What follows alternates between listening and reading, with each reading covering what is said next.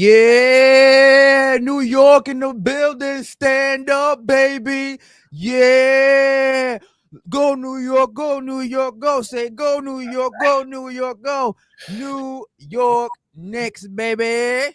So if you guys don't know why I'm on hype, wear my number 11 Jalen Brunson Knicks jersey. We beat the living hell and send the Boston Celtics, that guy favorite team, packing home to Cancun early. Obviously, they had an injury. Jason Tatum, speedy recovery, my man. Hopefully, you come back better than you were before. We'll talk about that a little bit. But yeah, man, we sent them packing. The defending champions are home, start their vacation early, and we are crowned a new NBA champion for this year. It's gonna happen. Imagine if the Knicks win a title, MSG, New York, the state of New York would literally have to shut down. It will be like the purge in real Yeah, life. It's gonna be crazy. for sure. It's gonna be crazy. But if you guys, thank you for tuning in for a new episode of Hoops All In. As always, I'm your host, Werls Francois, co-host Keith Bazin. Follow us on our social media, Hoops All In on Instagram, TikTok, and Twitter/X. Also subscribe to the YouTube channel at Hoops All In and follow Keith's Hoops All In YouTube channel at Keith HAI. He does some good work over there, man. Thank you guys for tuning in to another episode. It's gonna be a good one. It's gonna be a good one, Yes, man. it Keith, is. how you feeling, my man? How you feeling? It sucks, but honestly, it's not as I don't know. I mean, it's something losing to the Knicks as a Boston fan, but it honestly it doesn't hurt as bad as you would think, just because of everything that happens. And the Knicks are a good team, but we'll get to that point. We'll get to them eventually, but I'll let you can hold that for now. You can hold that for the Yeah, episode. yes, Say that. sir. But question of the day today is if you could bring a former player to the NBA today, who would it be? I've got a few options. I mean, Ooh, I know who my definite answer is, but I've got three other like would be cool for different reasons. I think like the biggest answer, Shaq, right? Like I think Shaq back in a perimeter centric league would just give a lot of players and teams hell that I don't think they would be prepared for. So Shaq mhm, is my answer. Some of the under the radar guys, think people that I think I would just enjoy because again for different reasons. I think Wade would be fun. I think having like okay. one of those slashers back in the league would be fun. I think Julius Irving, the athleticism and stuff of kind of being before his time would translate good to the NBA. Mm, And this is a very different thing, but Dennis Rodman, because I one of those really? elite rebounders, dirty work players I think every team would love to have, but you would hate to go against. But Shaq is my number one answer. Okay. So you got three. We just pick one. I mean, just pick anyone. You can if you have a few, tell me a few. But Hmm. I would like to see George Iceman Irving's game, how he would translate and then be again. That's an old timer, but yeah, especially how he was scoring back then. I hmm want to see how he would probably adjust to today's game. And I do agree with you and Shaq as well too, because again, Shaq was so dominant, but would he be able to get away with that power, not that powerhouse, him backing players down? Would he be get called for a lot of 5 second violations because you can only back up a player, post him up for 5 seconds? So that's an interesting, but definitely George Iceman Gerving. I gotta go also too with the late great Dikembe Mutombo. How would he adjust his defensive game to today's NBA, where you are not allowed to hand check anymore, and how we would adjust with the pace and space of the floor. So those are probably my top three: Shaq, Dikembe, and George Iceman Gerving.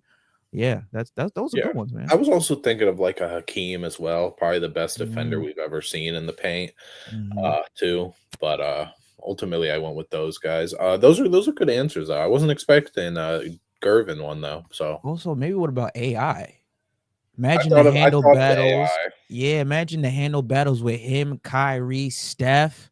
Yeah, Oh, oh, ages, man, ages. Yeah, shout out to the answer. yeah. All right. Let's start off with Cleveland Cavaliers lost in 5 games to the Pacers. Um, was this an unlucky run for Cleveland, or were they just not the better team in this? Did they just get outplayed? Because we know Garland missed the first Mhm. 2 games, I think 2 games from injury. Mobley and Hunter missed a game in this series as well. But what do you think? Was this just an unlucky? They just were they just unlucky, or were they just not the better team and they look like the what 2015 Hawks?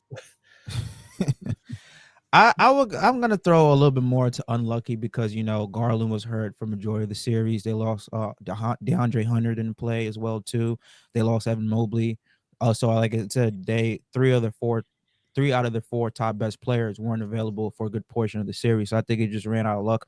Um, not to give credit, excuse me. The Indiana Pacers, they are a really good team, but we know matchup wise, again, if all their horses were healthy and playing, Mobley, Allen, I take over Miles Turner any day. I take DeAndre Hunter over Nemhard, over Mathurin any day. I take Donovan Mitchell. Well, it's probably a little close up there, but Donovan Mitchell, I take over Tyrese Halliburton. Now he has been proved a lot of haters wrong, but just overall the roster of the Cavs is better constructed and talent wise. Like I said, injuries are a part of the NBA, and it's a huge luck is a big part in going to the NBA finals every single year. You have to have the talent, but you have to have health and luck as part of it. So I just think luck, um, they just ran unlucky, in my opinion. Just an unlucky run. We'll see if they'll be back next year. They're probably gonna make some roster moves. But I think I'm just gonna throw it up to unlucky run for the Cavs. Yeah, I see that, but it'd be like unlucky. It would be like they went to game 7. Donovan Mitchell got hurt game 6. He couldn't play in game 7. They lost in 5. And it wasn't really even close. Like the Pacers literally just looked like the better team in this series, which again, I don't think anyone really was expecting. The Pacers are a good team, but they didn't but all season, right? The Cavs second best record in the league, first in the East for a reason. Um, but they just didn't. The Pacers just looked like the better team for me. And it's not saying this is anyone's fault because Donovan Mitchell, the first 3 games of the series, he had over 40 points. And then I think even in game 5, he had like 34 or something like that. But Mm-hmm. so he had a good series, but they were just getting outpowered by the Pacers and their depth, which is something else we'll talk about when we get to the Pacers later on. But um, I don't know. I don't see this as much as unlucky because again, they got handled pretty convincingly in only 5 games. But Yeah. Also, but also you gotta remember Donovan Mitchell wasn't 100%. He was bothered by ankle injury throughout the entire series, and I think he didn't play. What was it, game 3 or game 4? The second half of that, Mobley was injured. Garland was injured, came back, and once he came back, he wasn't really that effective. And when you got a porous shooting night from fucking Ty Jerome, who can't hit anything, and Max Struf couldn't hit anything, you rely on those guys who are not used to playing heavy minutes in the regular season. You're asking them to play 30, 35 minutes to play starters minutes in the playoffs, and they don't have that, repetition. They don't have that consistency. So if Mitchell was healthy, Garland was healthy, I think it would be a different series outcome. But again, when you're missing Mobley, who was the reigning defending defensive player of the year, Mhm. and when you're missing DeAndre Hunter, who you acquired at the trade deadline, that would be, the linchpin to put them over the top. It does make a difference. Now, again, not disrespect to Indiana. They are a really, really coached team. They have a great head coach. They have great nucleus. Tyrese Halliburton is the real deal, and they are absolutely deep at the guard position. But we're just basing off matchups and talent wise. I think the Cleveland Cavaliers had a better roster and had a better matchup going up against them. But again, injuries happen. Like let's look at go to the Timberwolves and Warriors series. In my opinion, if Steph Curry was healthy, I think the Warriors would have beat them. It would have been a tough series, 6-7 minimum for sure. But Steph Curry, not having Steph Curry, now everybody can just focus on guys like Buddy Hield, like a Jimmy Butler, like a Draymond Green. Steph creates so much attention that you literally have to double, triple team him, and he can literally pull up from anywhere on the court. He's a threat the minute he touches that basketball because the shooting ability is so lethal. Same thing again, Garland. Okay, we don't have to worry about Garland's playmaking. Donovan Mitchell is hampered. We don't have to worry about Moby blocking shots because he's not in. We don't have to worry about the spark plug, and DeAndre Hunter coming off the bench. So that all plays a factor. Like again, I do see your point in that, and not saying that you're wrong, but when you are missing 3 of your top 4 best players who weren't healthy, and your best player was hampered with the ankle throughout the entire series, that does play a factor in the wins and loss outcome. See, and there is a point to that, but Darius Garland is not Steph Curry. Darius Garland Yeah, has of been the course. third best player on this team, if that, for this whole season to me. And again, that was really the first two, maybe three games. This series went 5 games, and game four was maybe the most disgusting basketball game I've ever watched Yeah. by Cleveland. I made a whole video about it, about how awful it was just based on that one game. And it was the score didn't end up showing what that game, really happened, because I think they only ended up losing by 20, but that was worse than the OKC beating Memphis by 50. That was worse than Cleveland's blowout game by 50 to the Heat. That was so much worse to me. That was the worst game, and that was everyone was there for that game. Sure, Donovan Mitchell got injured at halftime and didn't come back, but Donovan Mitchell only had, I think, 10 points or something, and that he didn't look good either in that game. No, nobody did, and again, the only reason it was that close is because the benches were in for pretty much a whole quarter plus. But again, yeah, I understand that. Again, not having a player like that like it does, let the team point a lot more attention to some of the other guys. Like again, it happened in the last game or two of our series too, a little bit, but still, I think this was just, they really honestly got outplayed. And again, if Darius Garland was there, the way that he had been playing and that whole Cavs team had been playing, to me, it still looked like the Pacers would have won, just based off how their whole team played compared to a couple players on Cleveland who were good. The changing the game that was the changing series that led to the change in this series was game two on Cleveland Cavaliers home court. They were up 20 at halftime. I think they were up like double digits going into the fourth quarter, and they blew the lead. And when you have a 48-point performance from Donovan Mitchell, who literally poured his blood, sweat, and tears into that game, and you get 3 points from Dean Wade, 2 points for Ty Jerome, 5 points from Okoro. You know what I mean? And then Mobley wasn't playing. I don't see him in the box score. Allen had a good game, but you don't have Garland. You didn't have Hunter. I don't see him in the box score. And then you let that go. That's a deflating loss for a Yeah. team. Again, not excusing it because you're supposed to close it out on your home court. But you're like, damn, how the fuck did we blow that? We were up 20 and we had a great performance from our best player and we let it slip away. And I believe that they just dragged onto that attitude, that losing mentality into game three. And that literally right there. Game two was when it's like, you know what? They ran out of gas because you can't get any more production from Mitchell. Your other guys got to step on it. It was just deflated. And like I said, we don't have Allen. Sorry, you didn't have Mobley. You didn't have Hunter. You didn't have Garland. It's like, whoa, we can't even beat this team with a great performance for our best player, and all the players weren't playing. When they did play, they didn't really have get into that rhythm that they're used to getting. So again, it does it does play a factor. But again, going back to that point is when Wade got to step up. He got Pacers guards just outplayed the Cleveland Cavaliers guards. That's 100% for a fact because you can't get 3 points, 2 points. Ty Jerome, Max Strus in the fucking game five gives you a big fat donut. And he was talking about if you don't believe, texting the Cleveland Cavaliers group chat, if you don't believe, don't show up to work. He ain't show up to work. He forgot to give himself that reminder. All of 9 from the field. Are you fucking kidding me? He scored the same amount of points as me and you. We were sitting at home watching the game. He'd been bad this whole series, Ty Yeah. Jerome. Awful. And he should be the last person talking about, oh, if you don't believe, you don't show up to work. Motherfucker, you've been hitting bricks this entire series. You should be the last one talking. Yeah. Yeah, but again, do we before we move on, is this a season where are we making drastic moves if we're Cleveland? Like, are we maybe looking at Jared Allen going and letting Evan Mobley run the five full time? Are we looking for a Darius trade? Are we like, or is this like, maybe let's get a backup center, because they really haven't had one this whole season. They had Tristan Thompson play, who, Yeah. and sometimes he wasn't even playing. It was kind of just Jared Allen and Evan Mobley backing each other up on the five position. But do you think they need drastic moves, or do we think we just need a couple around the edges to just keep going?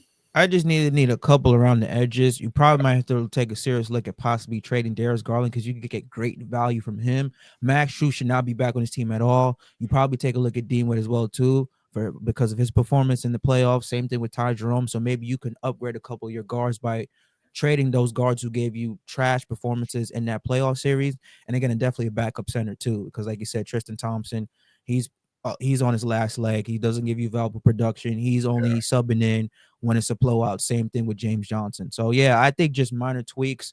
Maybe again, you probably look at a Darius Garland to get a true point guard who is more healthy and can facilitate the offense.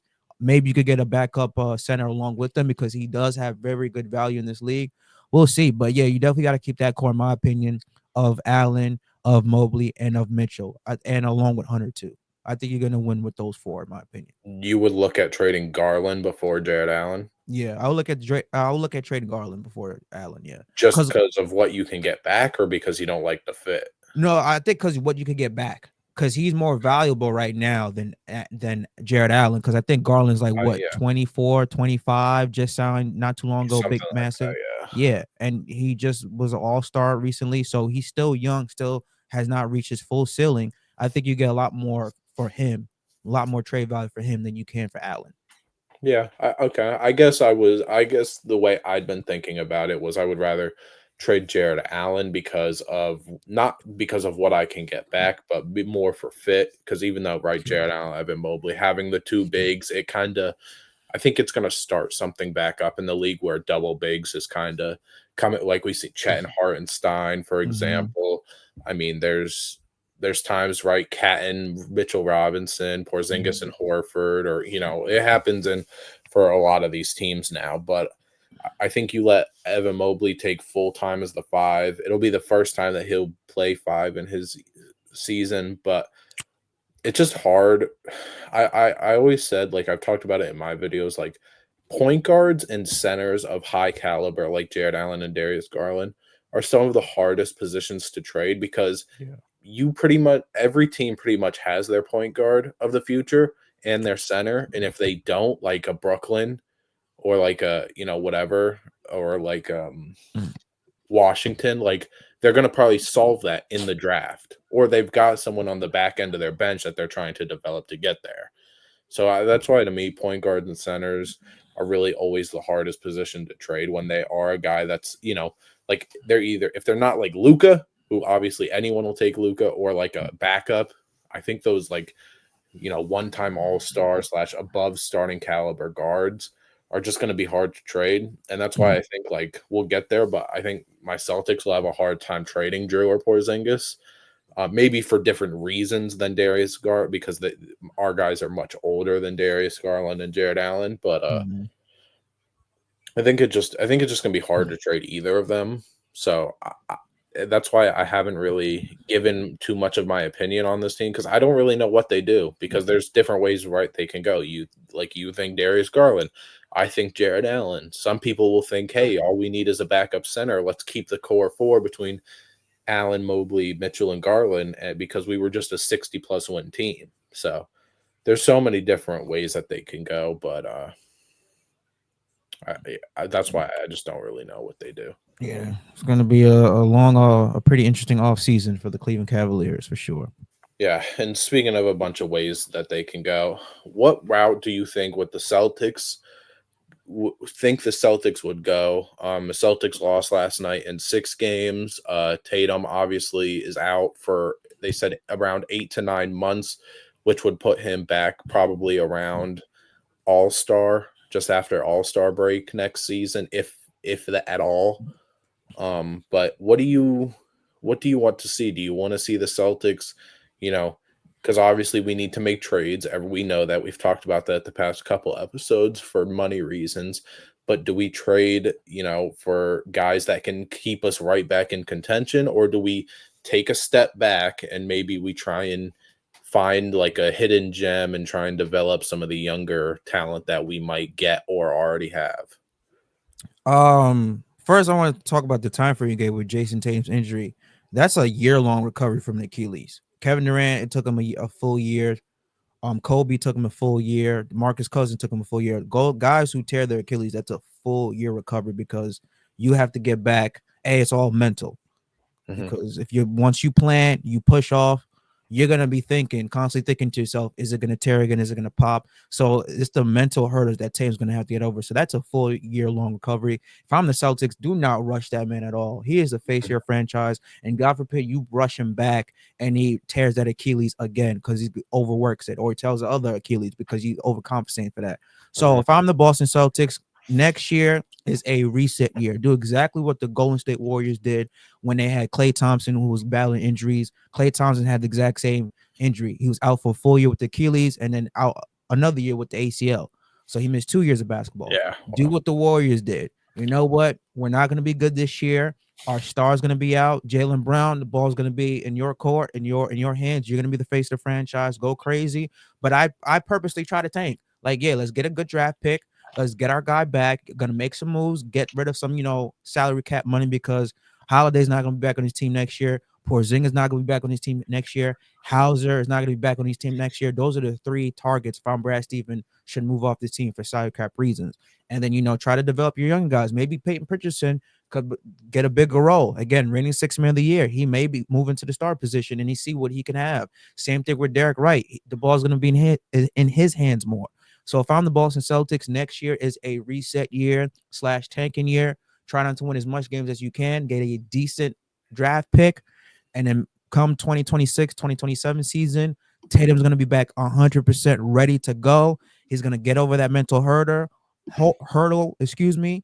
Him and Tatum and Brown are going to be good to go. You got another year of Peyton Pritchard and another year of Derek Wright developing as more of a, solid, polished starter, and then we'll see where we go after that. yeah, I don't disagree. I don't disagree with that. I kind of like that because again, what I was talking about this team, it's like since I've been watching, we've pretty much been a conference finals team since my fandom. Again, I haven't been I've been watching for not even a decade of basketball yet, but there's like we've always had the conference finals, and it's like even with right, like if you were to take this exact same team that like without Tatum, obviously it's not going to happen because Drew, like somebody has to go.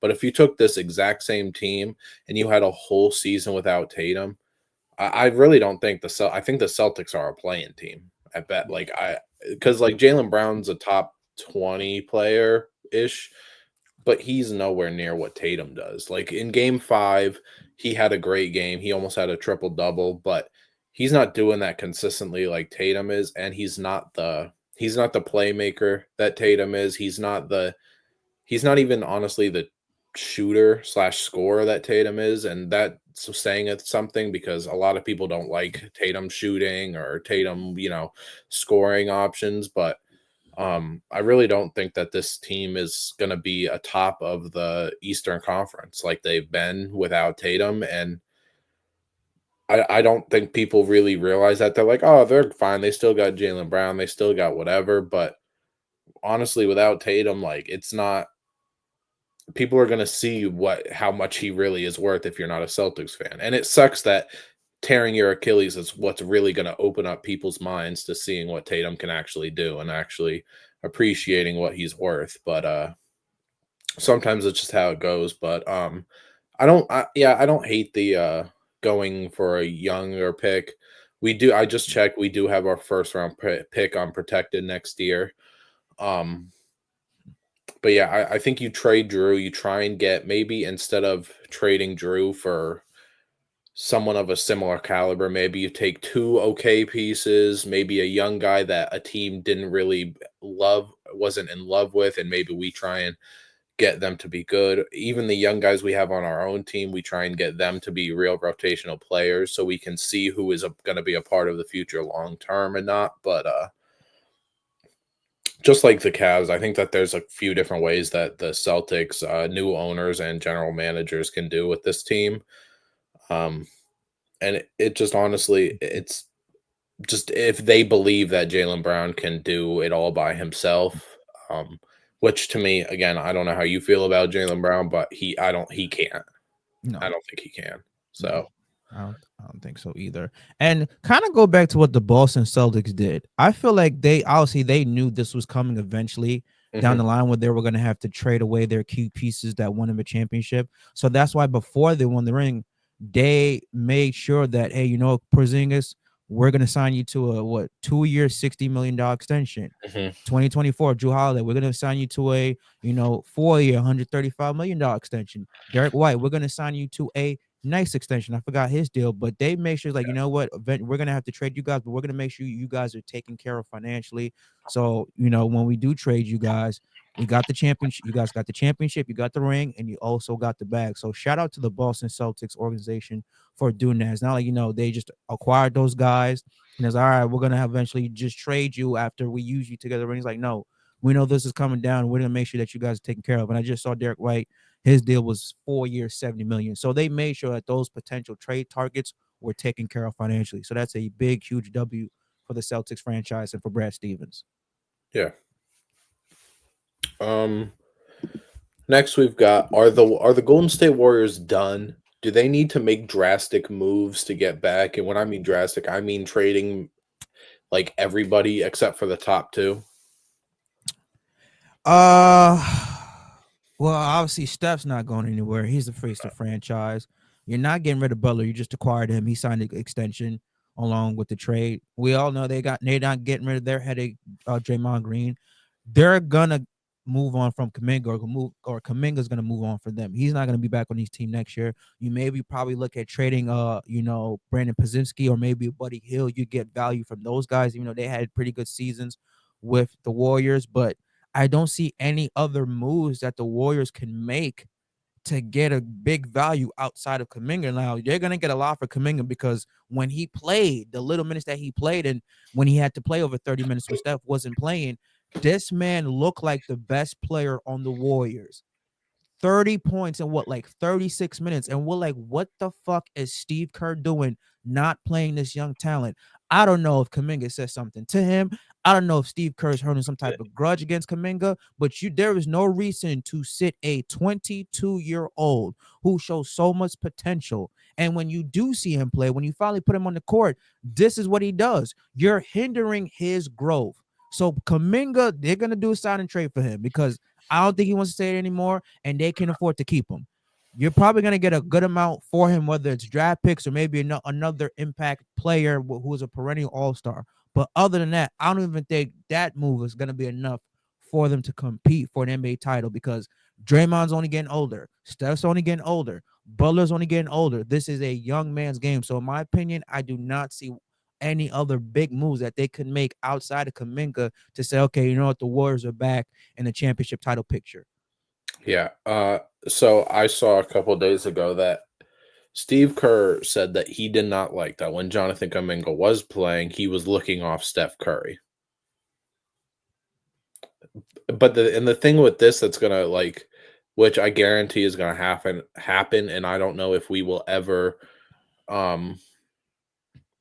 we will ever hear about it, but they don't want to pay Jonathan Kuminga like a young star, but they're damn sure gonna expect young star trade return for Yeah, him. yeah, They don't want to pay him because they don't think he's a young star, but they're gonna expect the same value, if not more, back for him, exactly. which again blows my mind because again, all this comes back to Steve Kerr.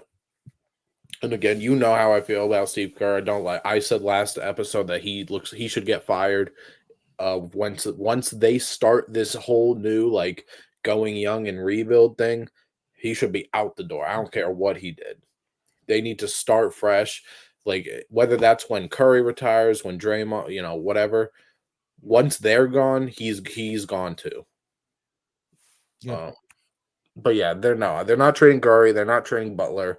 Honestly, I don't like Pods at all really. He did not have a great season and I don't think I mean he had a good couple games I guess in that first round, but this second round he was awful except for I think the closeout game he had almost 30, but he honestly he doesn't seem like he would fit with this team. So I wasn't in love with him this season at all. Even in his rookie year, I wasn't um too impressed by him. I mean, Buddy Heel. I mean, a lot of these guys, it's like again, they're not gonna have a lot of value, but there's a part of me where it's like none of them should be back. The only people that I could see like they're gonna bring Pods back, even if I'm not a fan of him. Obviously, Mhm. is Pods and Moody, Yeah. and hopefully Trace Jackson. But like Looney should be gone. Gary Payton should be gone. Um, who I don't even know who else is on. Honestly, if we're being real, Draymond should probably go, but he's not gonna go. Yeah. Um, Unfortunately. but like all those players at the end of the bench that he's playing for like no real reason. Like I don't like why is Kevon Looney playing, but Tracy Jackson isn't, Yeah. or like I don't know. I've done this so much recently with the Warriors. I'm not going to go over it again, but Yeah. I thought the Warriors were done this year. I thought the Warriors were going to be done before the season even started, and they were done. But then they traded for Jimmy Butler, and that kind of flipped their season around. But I don't know. This is going to be a. I think they're going to be right back down to the play-in again. They're not. I can't see them missing the play-in like in a good way, like being a top 6 seed, because the Spurs are going to be better and back. The Mavericks, you would assume, would be back and better at some point, even though Kyrie is going to miss part of the year. Um, who knows what Phoenix? Like, the West is just going to be better than all those teams, and those are two teams that were playing or didn't even make the playoffs that I would put over them already. And we haven't seen how the draft would go. We haven't seen how free agency goes, but I would already put them above teams like the Warriors. Never mind teams like OKC, Denver, Minnesota, all those teams. So I think the Warriors are going to have a rough couple of years here. Yeah, and I think if the Warriors, they definitely, if they do try to, which they should try to trade players, they definitely need to go for a center. They need like a true back to Yes. the basket center. Looney is not that now because again No. he has very emotional ties with the Warriors. He was there for those 4 championships. He will probably most likely get his number retired when it's all said and done because again he was there for those 4 championships.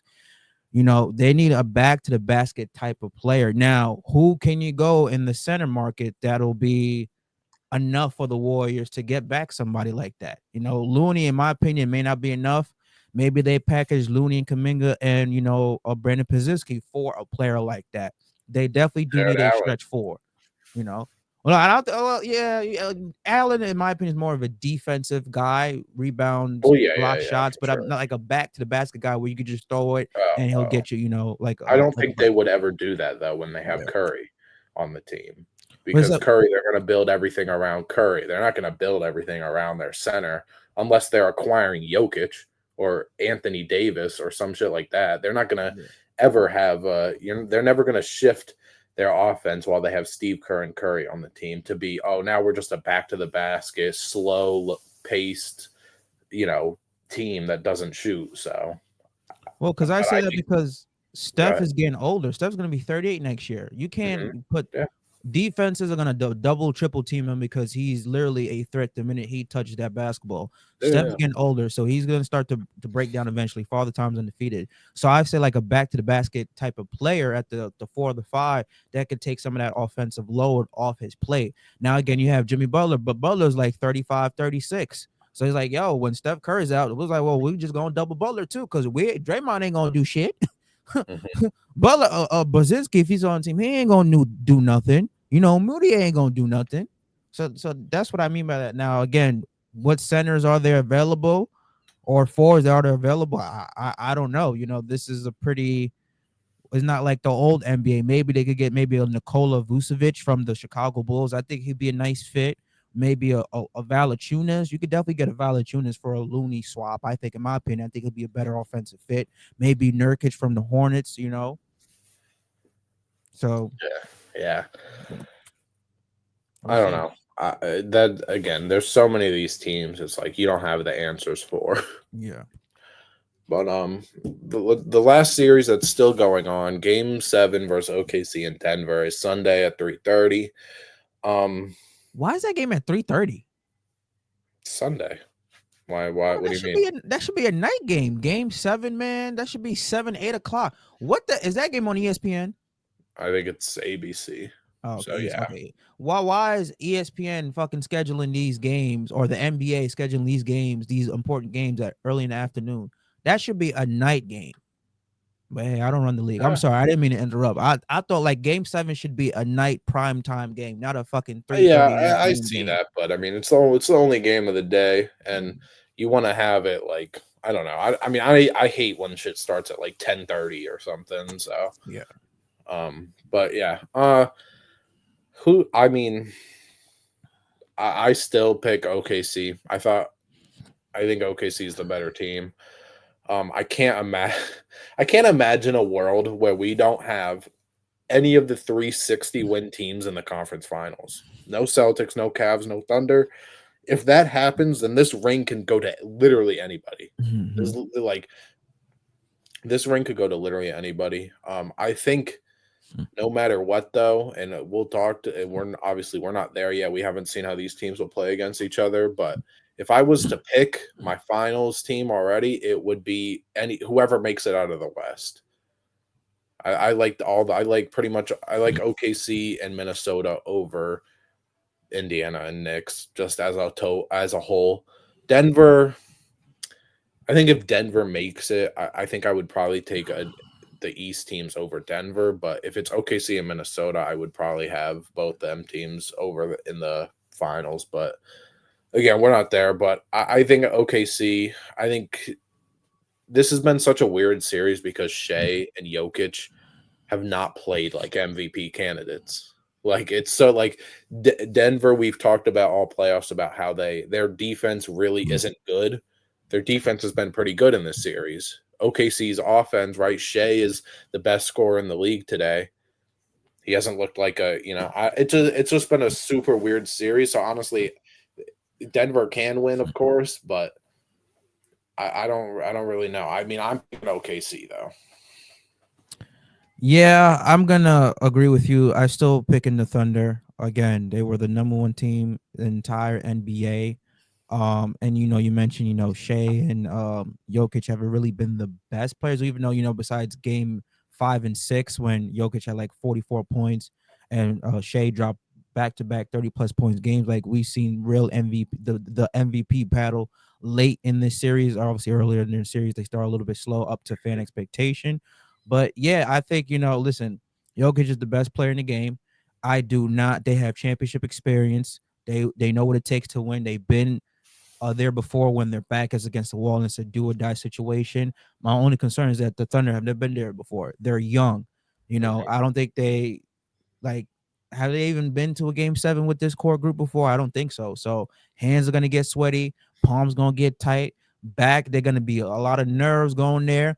This is gonna be, I think, who wins this game. We're gonna see what Shea is really made of. Again, he's a presumed MVP for this season. We're gonna see what Shea is really made of. Now, again, game 6, he had a pretty solid game, 32 points, and he shot Yeah, 11-16 from the field. But he needs his co-star J Dub to show up. yeah, he's been Jalen Williams, come on, man. Come on, man. I don't know what's going on with you. What you had? What 11 points? I think in that game. No, six he's had points. some bad games. It's not Yeah, just the last game too. yeah, 6 points in game 6. That they're not the Oklahoma City Thunder are not winning with you giving 6 points. You're the second best player, if not the third best player on the team. Holmgren did his thing. Shea did his thing. Hardside is not scoring. He's there for defensive purposes. Even Lou Dort outscored him. He had 10 points compared to 6. And the Oklahoma City Thunder lost a close game, 119-107. Not relatively close, but it was within reach. So if J Dub is playing like J Dub plays, I think the Thunder are going to win this. But if he plays the way he did in game 6, Denver's going back to the conference finals. But yeah, I'm still going to go with Oklahoma City Thunder again. I do not like the Denver Nuggets defense at all. Their defense is porous, man. Mhm. And you know me, I don't think you could just run the table after you fire your head coach No, 5 games before the regular season and the play ended and the playoffs started. It just doesn't happen. And they're playing really off skill because again, Jokic has been balling relatively. He has some bad games, but for the most part, he's been balling like the MVP that he is. Aaron Gordon, I don't know what the hell's been gotten into Aaron Gordon, but he should have been the clutch player of the year if he was playing like this. He had like what 3 game winning baskets in these playoffs so far. He's been playing crazy. Porter Jr. has been up and down. Murray has been playing pretty good. He had a great flu game last year against not last year, last game against the Thunder. But outside of that, Westbrook is there for energy defense. Brown is playing pretty good, but again, their defense, I'm not a fan of their defense. They cannot stop a fucking cone. Well, So I'm go ahead. you're not about to be a fan of it anymore because I completely forgot, but Aaron Gordon is doubtful for Game 7 because of his hamstring that he hurt in Game Oh, 6. And honestly, Aaron Gordon's their best defensive player. So yeah. So yeah, if he's not playing, it's over. yeah, It's over. But doubtful, not a great sign. Um, all right. Let's get back to the team. Let's get back to the good stuff. The teams that won are, we'll get there. Are the Timberwolves the best all-around team in the league? And are you surprised that they're back to back Eastern or Western Conference Finals? I'm a little surprised, but not really, because again, they made a big trade for Carl Anthony Towns. He was a big reason why they went to the conference finals last year. Now, this is a rare situation where a trade for both teams ends up working out, because the Knicks are in the Western Conference Finals and the Timberwolves are in, the Knicks are in the East Conference Finals, excuse me, and the Timberwolves are in the Western Conference Finals. And so, it took a little bit while for Julius Randle to get situated with him and Ant Man, and same thing with DiVincenzo, even though he's had an up and down year. I would like to say, the Timberwolves the best all around team. Definitely, I think they're the best all around team in the playoffs left. Um, Rudy Gobert, he's had some good games. You could talk shit about him all you want. He's played solid. But Nas Reed, being that pretty much what that six man coming off the bench, he brings real juice. We haven't really seen Rob Dillingham play much. Jaden McDaniels is a defensive nightmare, and he doesn't look like it because he's tall, but he's lengthy. Yeah, I would say so. I think they're a little better roster constructed than the Thunder, in my opinion.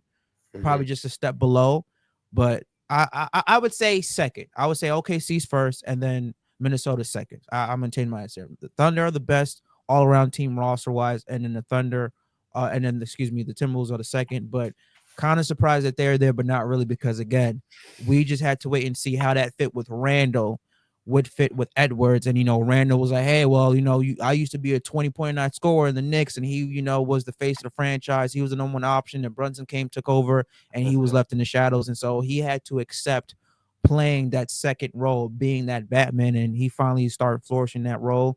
Like I said, DiVincenzo's been up and down, but McDaniels, man, he has been the true X factor for that team, being a defensive stopper. And when they need him to score, he could get you 15, 20. So Minnesota's a step below. OKC's still the best all around team in the playoffs. And I think we'll get there. I think Pacers would be third. Yeah, I agree. But yeah, I think the only thing that surprises me, like when I just looked back at one of my old TikTok videos from when they first did the cat trade. I said the Timberwolves aren't feared anymore. I switched up on that quickly because I've been talking about the Timberwolves all season. But I think the only thing that surprises people is just I think it's because of the seed that's next to their name, right? A 6 seed. They were in the plan for a long time too. But I mean, I'm not surprised. Julius Randle's looked amazing. Yeah. I mean, and Rudy Gobert has had a better series this series than last. Just because I think he's been able to play more. But yeah, I think you're right. The Thunder would be first, Timberwolves would be second, Pacers would be third. But yeah, I'm excited. I mean, there's a potential that we could get a Carl Anthony Towns versus Julius Randle NBA Finals, and Man, that would be fun to watch. But man. The NBA script writers are working overtime, man, to have a seismic trade like that happen. mhm, And then you have the Villanova Knicks again with Carl Anthony Towns going up against his former team, and him and Ant Man. mhm, They built a close friendship over there, along with Randall going up against his former team. There's mhm. so many storylines in Yeah, there there happening. is. Oh, that would just be WWE script writers working overtime. I think that will be a must see finals. I That would would be a not. great Oh, series. I won't be surprised if the NBA does this little trickery to make sure that we get a Wolves Knicks finals. I'm telling you, the storylines there, the history there could tell And who itself. would the script writers win that series? I think they will let the Knicks win, man. Think about the money. Listen, and we're gonna get Yeah, there. I know. That's why I The said it. money when the Knicks are good, the NBA generates a shit ton of money. Same thing with the Lakers. When you Yeah, have the two of your best market teams good, the NBA makes a lot of money, man. So they're yeah, gonna be like, yo. And imagine the city of New York is gonna burn to the ground if the yeah. Knicks fucking win the title. Oh Lord. All right, we can talk about two teams in one. Are the Pacers and Knicks? Are they ready to? Either one of them will be a finals team. Are they ready? Let's talk about. Let's get it out. The Knicks Mhm. won in 6 games against the Celtics. Brunson has been the MVP of the playoffs, and it's not been close. Not like by a mile. Nobody could compete with him. If you're trying to argue someone else, then you're just arguing to argue because nobody. I mean, the Knicks are in the conference finals, the first time since 2000. Um, and he's been the head of that the whole time. Even yesterday, when he didn't necessarily have a great game, he still had 23, 6 and 6 on pretty efficient shooting. So, but come on, get your Knicks stuff out. Let's hear it. Are the Knicks Are the Pacers and Knicks ready? Yes. I mean, the Knicks, I don't know about the Pacers. Like I said, I'm not going to shit on the Pacers. Let me say that. The Knicks, hell yeah, we're ready to be a conference NBA Finals team. The state of New York, the city of New York, we have been clamoring for this for ages. For ages. And we are finally getting, listen to this. I'm telling you this right now. If Jalen Brunson is able to lead the Knicks to the NBA Finals, and damn, if he wins it, he will be the greatest Knick ever. No Carmelo Anthony, no Patrick Ewing talk. I don't want to hear none of that. It would be Jalen Brunson. No Clyde Frazier, even though he won 2 championships with the Knicks, is because he was not seen as a superstar. He was like, you know what? He was a good player. He got signed to a nice little deal, but he has tremendously outperformed and outlived that contract. If he is able to do this for the New York Knicks, he will have his jersey number 11 retired in the Raptors the beginning of next season, and he'll have a statue outside of MSG. I think that they are ready. Brunson has proven himself to be a superstar player.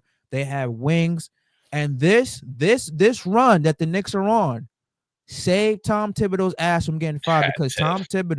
Tom Thibodeau, people don't want to admit it now, but he was starting to get on the hot seat because again, he does not like to go into his bench. He is known for overplaying guys. And because of him overplaying guys, they tend to get injured. People blame him for ruining Derrick Rose's career. Why was Derrick Rose out there when pretty much the game was decided? Mikal Bridges, who is the Iron Man in the NBA, came out and criticized Tom Thibodeau saying we are playing too many damn minutes. And when you have a guy who has not missed a game in the NBA say that, you're doing something wrong. And ever since that criticism came out, he started to go to his bench. McBride has played significant minutes. He played 32 minutes in Game 6 against Boston. Alcee Robinson played 14 minutes. He started to go into his bench a little bit more. And this saved Tom Thibodeau's ass from getting fired. But I think that they're ready. Halliburton has taken that next step. He acquired all that overrated talk, all that overrated nonsense. Like I said again, the Pacers, they are legitimately really, really deep at that guard position, man. Nemhard has made some good shots. Mathurin is a big body who can defend. Obi Toppin, excuse me, is a athletic forward who can block shots and could just jump from the free throw line and do a 360 dunk. Oscar, we know Pascal Siakam. We know he's an all-star. Tyrese Halliburton, I said again, he's going crazy. Neesmith, again, who is a very good defensive guy, pretty strong, has an NBA body. I am concerned for the Knicks when they, especially at the two position, the one and the two position going up against the Pacers. I think that the Pacers have an advantage of that. But if they're able to slow down, either Halliburton and Neesmith, I think they got this because I don't really trust Mathurin to get me like 20, 25. He's mainly there for defense and to be a pest. But if they're able to slow down Halliburton, which they can and they have done, the same thing with Neesmith, man, Knicks in the finals, even if they make the finals, oh Lord. If you live in New York like I do not step outside. Do not go to Madison Square Garden. Do not go to Manhattan. Do not even go to Brooklyn. It is going to be anarchy over there. They will literally make the movie The Purge, New York City edition. It is going to be a insane nightmare. But yes, the Knicks and the Pacers are ready to be a finals team. They shut everybody up again. Like I said, injuries are an unfortunate part of the NBA, especially with the playoffs. But again, it's about war of nutrition, who stays healthy, and you can't knock the Pacers nor the Knicks for being the healthier team. And we all know everybody is not the healthiest during this time of the season. They Mhm. have some nagging injuries, but you're playing through pain, and it's just hey, who can play through pain the most and outlast? It's a war of attrition. So yes, the Pacers and the Knicks, they are a serious team. They took out the Pacers, took out the best team in the Eastern Conference. The Knicks took out the defending reigning NBA champions, the second best team in the Eastern Conference. Again, even though Tatum got hurt, and again, all thoughts and praise out to Tatum, but that still does not change the fact that they went into Boston and were down 20 points in back-to-back games, came back and won on their own home court. And even when Tatum got injured at game 4, they were still up during his injury, and they most likely would have won that game if he stayed in there or not. So you got to give the Pacers and the Knicks credit. They are an NBA Finals team. One team took out the best team in the Eastern Conference, and the other team took out the reigning defending NBA champions. They are ready. They are ready. Okay, I obviously the fans and the franchises are ready, but are the players ready? We all know teams that make it to the finals for the first time, unless you're loaded like a top 3 player in the league, like right, the Celtics when they made the finals in 2022, we weren't ready. Tatum wasn't ready. Tatum got harassed during that finals. He wasn't ready. Last year he came back and he was ready. He was amazing. He played so much better. Luca last year, he scored a bunch, but he wasn't ready. He did not play great in the finals either, even though he scored. Um, and I'm sure it could be said for more, right? Obviously, Giannis won. He was a top 3 player in the league. Curry had been there. But you look back at some of these teams, right? It's like when you're a team like this where you don't necessarily have a top 3 player in the league, it's like sometimes those, and especially those first few games where they're trying to figure it out, so some of those players aren't ready if they haven't been there. And you look at the Knicks team and the Pacers, honestly, right? Siakam has a ring from Toronto, and then Mikal Bridges had been in the finals with the Suns, but pretty much no one else has been, into the finals yet. And it's like, who's that really gonna affect? Is more of what I meant by like are they Okay. ready to be a finals team? Well, yeah, but let's just say again, if the we all predict the Thunder to beat the Nuggets, we are Mhm. guaranteed one of these young stars are going to win their first championship. And none of Yeah, these yeah, 4 teams that are left have never been to the NBA Finals, so this is going to be their first time going there. yeah. So, and let's say we predict Thunder versus the Knicks, or we Mhm, want a Wolves versus Knicks matchup because of the storyline there. It's going to mhm. be Ant Man's first time there. It's going to be Jalen Brunson's first time there. It's going to be Karl Anthony Towns, Yeah, Julius Randle's first time there. So then if you got guys who never been there, okay, well, let's look at the next roster. Mikal Bridges has been there. So he has somewhat of finals experience, and he could kind of navigate players and tell them, like, yo, this is what you're going to expect. This is what, the media attention is going to be crazy because all eyes are on the final 2 teams left. So it all depends. If the Knicks get there and they're facing up against either a Wolves or a Thunder team, they have the edge because they have certain players who have been to the NBA Finals before. I think mhm. Campaign also too. He went to the NBA Campaign, Finals when yeah, he was yeah, on the he was on Suns. that Suns team too. Yeah. So you got 2 guys who've been there. Tom Thibodeau, who's been around the NBA, coaching NBA circles for many years. He knows what it's like when it's high pressure situations. Mark Daniel really hasn't been there before. Mhm. So if we're talking based off like who's more ready, I got to give it to the Knicks because again, they got 2 players who've been there before, and the coach has been around NBA circles for decades. And Tom Thibodeau was on the 2008 Boston Celtics team when they won. So he knows what it's like to win a ring. Yeah, and it's like either in this series you're picking the Pacers because you value the depth of the team, right?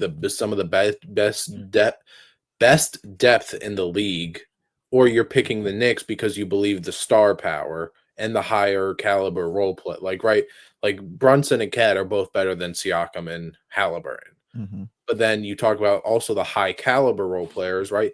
Mikal Bridges and OG Anunoby are better than Aaron Neesmith and Andrew Nemhard. So it's Mm-hmm. like, are you picking the stars or are you picking the all around team?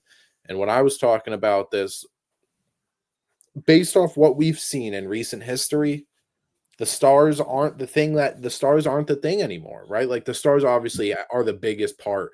They have the most load and they do their thing. But if you can't rely on your seventh man to come in when, hey, Siakam's needs a 5 minute breather because he's been in the whole first quarter.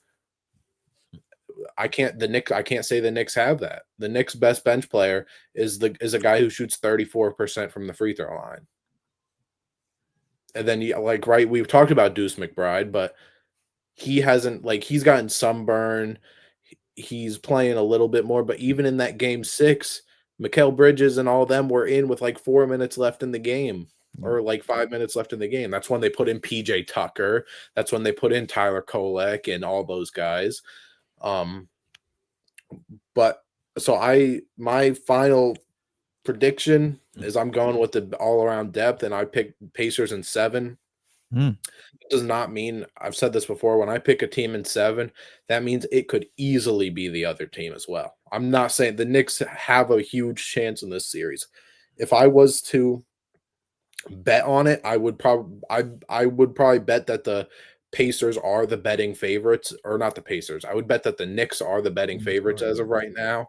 I don't know if they are, but Yeah, they are. I think I, they're like I minus think I 110. would go Pacers. I think I would go Pacers in 7 just because I like the all around. I just like the all around depth that they have. And again, even though Brunson and Cat are better, Siakam and Halliburton are like they're still great. They're still top 30, 35 players in the league. Again, Siakam's been there before. Halliburton is one of the best guards in the East. So and the other question I had, so I know what is your final say? I know you probably have the Knicks, but what is your final thing Oh before I yeah, get this? yeah. Knicks in 6, man. I got the Knicks winning in 6. We're Okay. gonna send the Pacers home on their home court, and you better be ready to eat crow again. You went up against New York, and look what happened, baby. We took out defending champions. Don't make that same mistake again, by all means. But Knicks in 6. You better hope Reggie Miller's not commentating on this. Oh, he could commentate all he want. He going home with him because hey, guess what? After that, there ain't gonna be no more NBA on TNT. They going over to NBC, so he could go home with him. Go back to Indianapolis with him, Reggie Miller. Um oh, what was I gonna say though? Oh, if the Pacers win in the Eastern Conference Finals, and even in the finals, who are going to be the MVPs for the Eastern Conference Finals and NBA Finals? Who would you think it would be? Is it going Halliburton? Is it going Siakam? If like what the Pacers win? Yeah, if the Pacers win, I know you have the Oh, Knicks, but I'm saying if the Pacers win, like obviously if the Knicks win, it's 90% going to Brunson, unless yeah. Cat it goes nuclear. I But think I think it'll go to Halliburton, but I do unless if like fucking Siakam goes crazy and starts having like 30-point games and the majority of the series, then they're probably like, hey, like this guy's been going off. yeah. Kind of same last year when Jalen Brown won it over Tatum. But yeah, I think the presumed favorite is going to be Halliburton because he's been a stud. He's been a second close clutch player behind Jalen Brunson in this series. So I think they're going to give it to Halliburton. Okay. Um, and then we don't know who our final Western Conference team is, but T Wolves versus OKC. I kind of said this when we were talking about the Wolves before, but is the team out west the team that's winning the ring, no matter who? Like it is. Uh I would probably say I don't want to say out. Oh Step no, aside from the bias a no, little no. bit. I am no, I truly am stepping aside from the bias. Okay. Like I said, if it's the Thunder, I have the Thunder winning the NBA championship. Mhm. But if it's let's say the Nuggets, Yeah, no, I do not trust the Nuggets. I I don't. don't. And if the Nuggets are facing the Knicks or even the Pacers, I'm gonna have to go with the Pacers. I'm gonna have to go with the team out east. Excuse me. You know Mhm. what I mean? So I'm gonna have to go with either the Knicks or the Pacers over Denver. So yeah, no. If it's okay, it all depends on OKC. If the Thunder are able to win Game 7, they're going to be winning the NBA championship. If they don't and they somehow blow it and let the Nuggets win, now Minnesota. But here's the thing, though: Minnesota can beat them. So if it is Minnesota, and then let's say you get again Timberwolves versus Knicks matchup because the Pacers ain't gonna draw no money. Let's just be real, they ain't gonna draw no money. I, Indiana. I mean, excuse me, the Timberwolves are a slightly better team than the Knicks in terms of roster construction.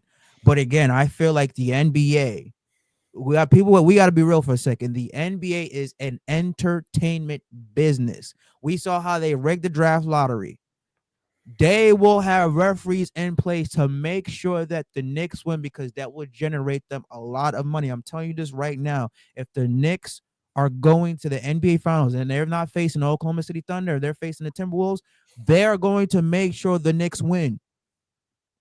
I'm telling you that right now. But if it's Oklahoma City against the Knicks, Oklahoma City can overcome all that rigging, all that referee officiating bullshit. Because it's like, okay, Shea is gonna be the de facto best player in that court. But if it's the Knicks against, the Nuggets or the Knicks against the Timberwolves, man, I'm telling you, Knicks are winning. And NBA's they gonna do some things to make sure that they win. It's a business. It's an entertainment business. Tell me if I'm wrong, Keith.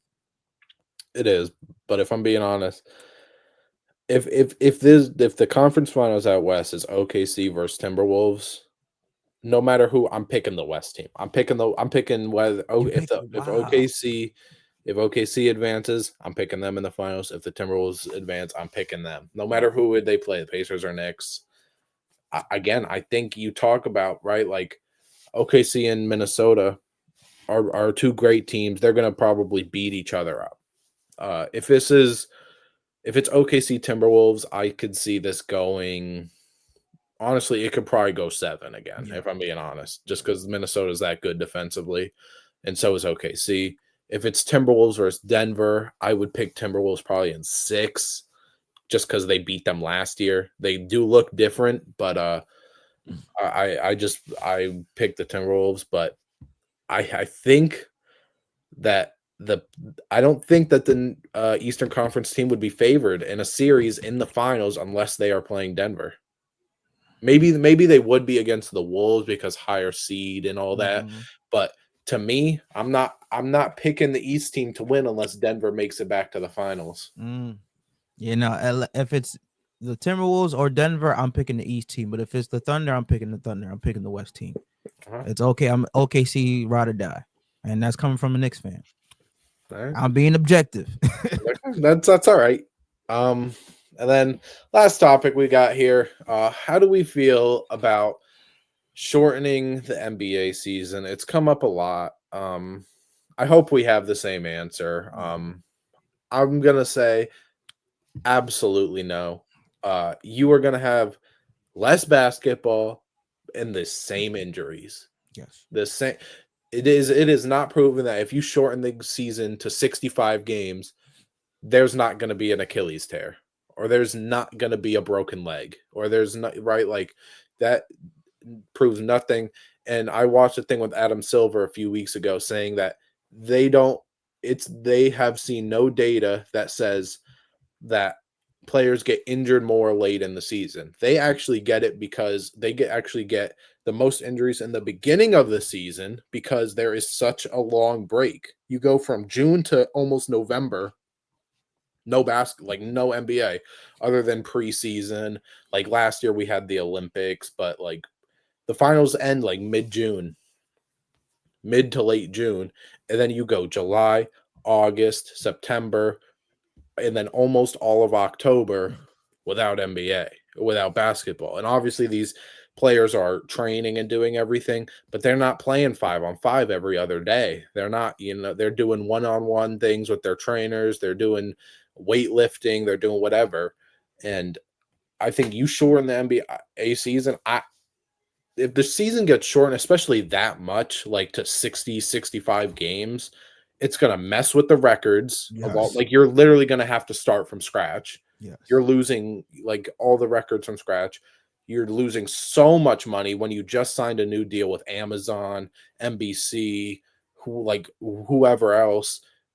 And again, like that you're still going to get those injuries. There's nothing that says 15 game shorter season says that there's no injuries because we had the bubble. I guarantee you we look back at the injuries at the bubble with the 70 whatever game season.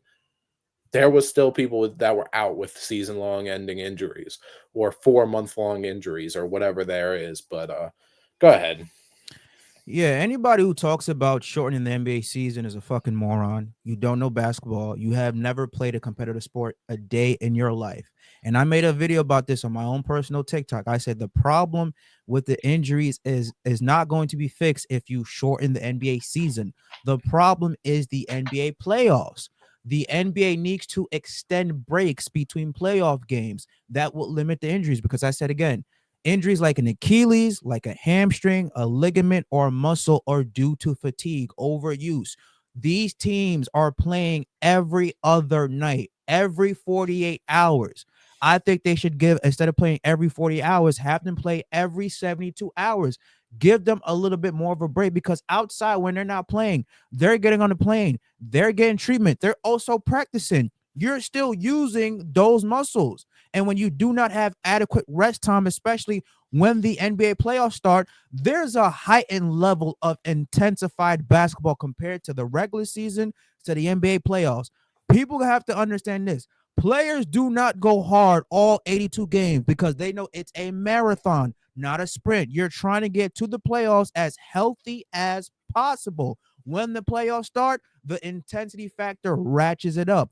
Players are running harder, they're cutting harder, they're playing defense harder, they're jumping up and down harder, they're playing offense harder. So when you're playing more of an aggressive, intensified style of basketball and you do not have adequate rest time, injuries are going to happen. And injuries are unfortunately a part of sports. That's why they get paid millions of fucking dollars because they're taking risks of the body.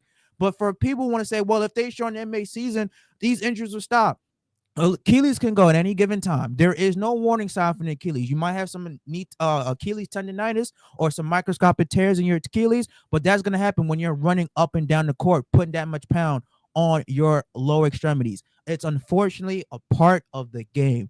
People need to stop fucking bitching. Stop thinking about, oh, well, shortening the season will make NBA players healthier. No, it doesn't because you have NBA players sitting out. They were literally sitting out because, oh, I'm too tired, bro. You're getting paid 30, 40 fucking $1 million to play a recreational sport while you have 99% of the population is working 9 to 5 over 40 hours a fucking week and can barely make things meet in this expensive ass economy. You're getting paid 30, 40, if not $50 million to play a recreational sport. Stop bitching. I don't want to hear none of that, okay? I said again, injuries would be limited in the playoffs if they gave them more breaks. Because teams should not be playing every other night. They should be playing every like 2 days. I think that will lessen those ligaments, tendons, muscles, Achilles injuries because again, it all happens to overuse. Because Achilles injuries, tendons, like I said again, those are you get those injuries when you overuse something and you don't get a break. Like it just goes. That's unfortunate. But no, I am not a fan at all of people, these NBA trolls on social media talk about, oh, well, they're shortening the season. And I'm happy Adam Silver saying they have no plans of ever shortening the season because it's not going to happen. The NBA has been 82 games for decades now. You mentioned it, so many records they would have to change, throw them out because it wouldn't make sense. These players, this new, and this is why the older generation of players calls today's generation of players soft because it's like, hold on, y'all getting paid 10, 20 times more money and y'all complaining about, oh, my ankle is sore, or I'm a little bit sore, oh, I don't know if I'm gonna play, oh, I stubbed my toe. These, you see how Shaq walks, you see how Charles Barkley walks, you see how Kobe, if he was still here, walks, you see how all these great Michael Jordan walks. Those guys walk with a limp because they still played when they were hurt and they were not getting paid that well. How NBA players are getting paid nowadays. So I don't want to hear about it. It's a ridiculous topic that these fucking trolls on social media are talking about. The NBA is not going to do it. Okay, like you mentioned, there's too much money involved. They just signed a new exclusive TV deal rights with Amazon and NBC and continue with ESPN. They was like, no, they're gonna lose so much fucking money if they shorten it because no, it doesn't make any sense. So I'm glad that we're both on the same page. You want to limit injuries or try to limit injuries, just extend the breaks. No need for teams to be playing every other night. Have them play 2 days, every other 2 days, or and just give them an extra 2-3 weeks in the postseason. But do not touch the NBA season at all. Leave it the fuck alone. You've never played a sport in your life, and injuries are an unfortunate part of any athletic sport you play.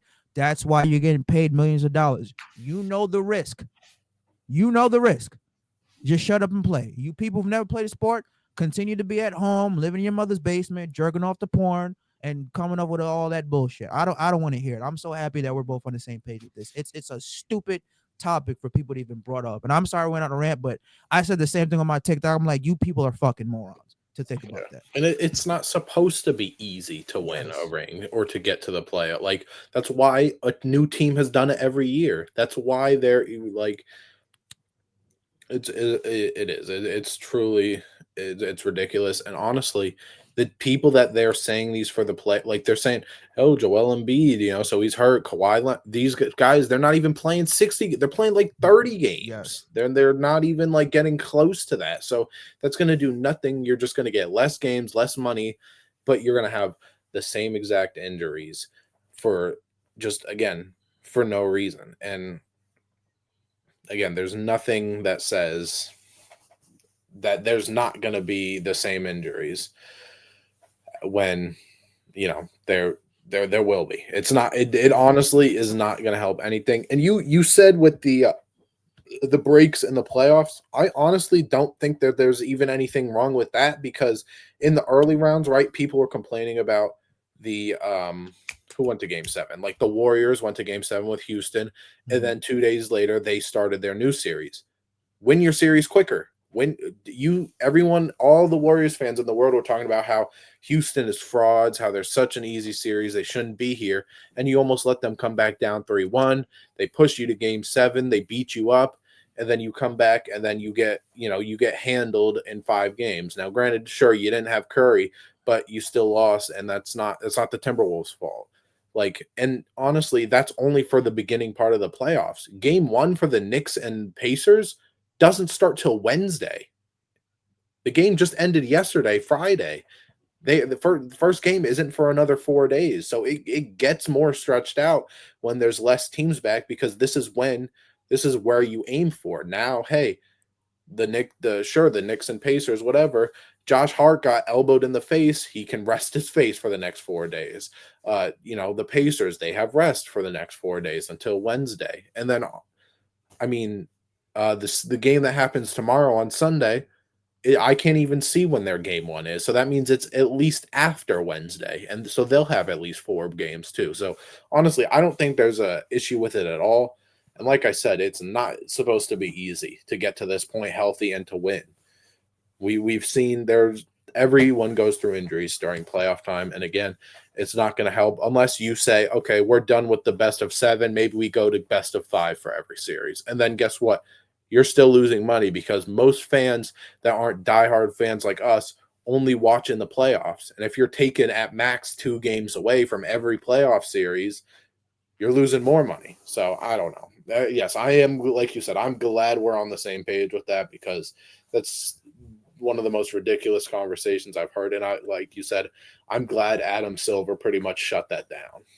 Yeah, no, I agree. But well, this is where I'm going to disagree with the whole, like, breaks, because again, you mentioned Golden State. They had to play like what 2 days later. Instead of playing 2 days later, they could get an extra day of rest. Like, yes, okay, win your series quicker, but they went up against a very good team in Houston. Houston was the second team in the Western Conference, and especially when they're in this series, they're playing every other day, because again, NBA has contracts with these networks, so they have to have NBA games. They're like every NBA games on every network. You're about to see the conference finals is going to be played every other day. Semifinals, teams were playing every other day. And again, these are human beings. They got to get on the plane. They're going and landing on the opposing team. They're getting practices in. They're getting treatment. They're watching the films, shoot around. That is a lot of stress on their body, especially after you play over 40 minutes of high intensity basketball. The intensity ratchets up a lot in the playoffs. Like I mentioned, they're running harder, jumping harder, cutting harder. This not like, what I mean? So they're exerting a lot more energy, and injuries like a hamstring, like an Achilles, like a muscle, like a tendon are all fatigue related. If you overuse something, it's bound to tear, to rip, to pop. Look at Steph Curry. He hurt his hamstring. That hamstrings are fatigue related. And Steph Curry is 36, 37 years old. As he gets older, he's probably going to get prone to more injuries, because that's just the way the human body works. So I think it's again, instead of them playing every other day, have them play every 2 days. in the series, because there should be no need for teams to be flying all the way across. We just play. Okay, now we got to get on the plane right after, fly. We got to land. We got to get shoot around, practice, do this and that. Like they also got, again, look, it's still a real job for them. You know what I mean? And again, it goes back to the NBA having contracts with the networks. When the NBA is not having games right now, especially in the playoffs, they're losing money. Like when there's not going to be no games for Monday and Tuesday, they're losing money. It's like, no, we got to have games consistently. You're going to see finals and at conference finals, excuse me, and semifinals, the games are played every other day. I'm just to give him an extra day of rest, because now I think Tatum would still be playing. Damian Lillard would not be injured. Steph would probably not be injured. And those are three money makers for the NBA right there. NBA is not a good look. I said before, the NBA is an entertainment business. Their main priority is making as much money as possible. Tatum not being on the court next year is going to hurt the product. Damian Lillard not being on the court all next year is going to hurt the product financially, of course. Same thing. Who else got hurt? Joel Embiid not playing, that hurt the product. Zion Williamson not playing, that hurt the product in terms of financial, because again, these guys are stars, they're marketable. When you don't have these star players playing, NBA's like, yo, what the fuck? Like, you not really costing us money, but you're inhibiting us from making more money off your name. You know what I mean? That's what it is. And it's like I said, I think Tatum and Dame, especially those two catastrophic injuries, could have been preventable. Maybe not so, because again, Achilles injuries can go at any given time. But when you have Tatum, who's playing over 40 minutes at MSG, cooking, and all of a sudden he makes a step that he makes thousands of times in a game, and Achilles just goes, that's just overuse and fatigue related. KD can tell you that his calf was hurting, Achilles just went. DeJounte Murray, his calf was hurting, Achilles just went. You know what I mean? That's just again, I get it. It's the unfortunate part of basketball, but injuries like those are due to overuse and fatigue related. That's all. Yeah. But yes, I'm glad we're both on the same page of there should not be any discussion of shortening the NBA season. I think it's ridiculous. For sure. Knicks in 6, baby.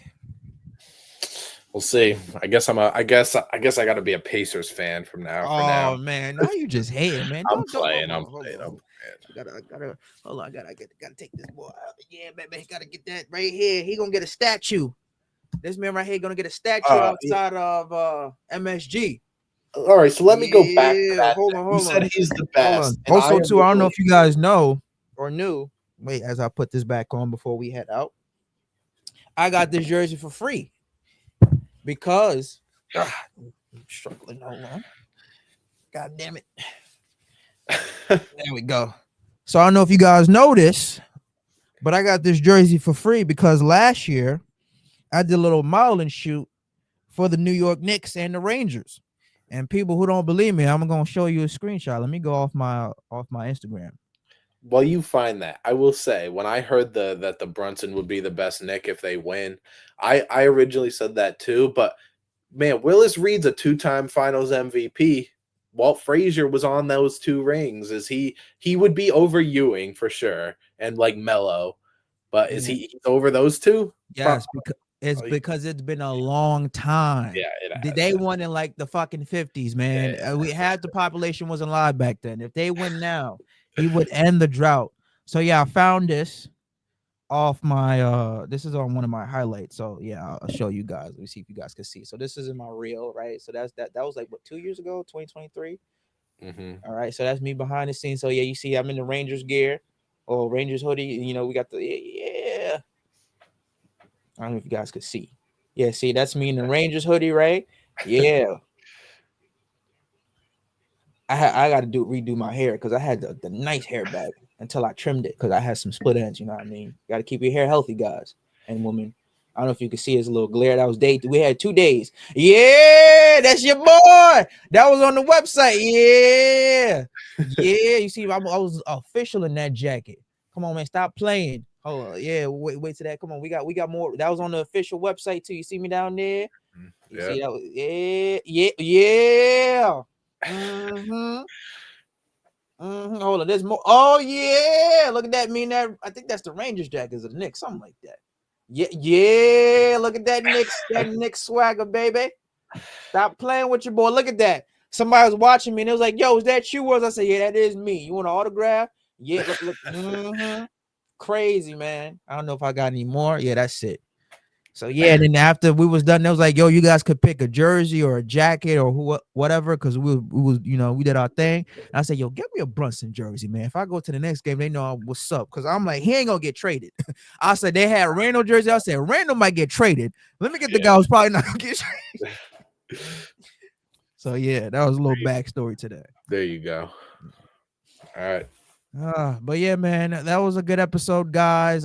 Thank you for tuning in. Follow us on our social media platforms at Hoops All In on Instagram, TikTok, and X/Twitter. I still can't believe it's called X, but yeah. Subscribe and like to our YouTube channel. Comment down below. Don't forget to check out Keith's YouTube channel at Keith HAI. He does some good work over there. And don't forget to listen to our podcast on the audio version on Apple Podcasts, Podbean, Spotify, wherever you listen, stream your daily or weekly podcast. Once again, Werls Francois, Keith Bazin signing off for another episode of Hoops All In. Let's go Knicks, baby!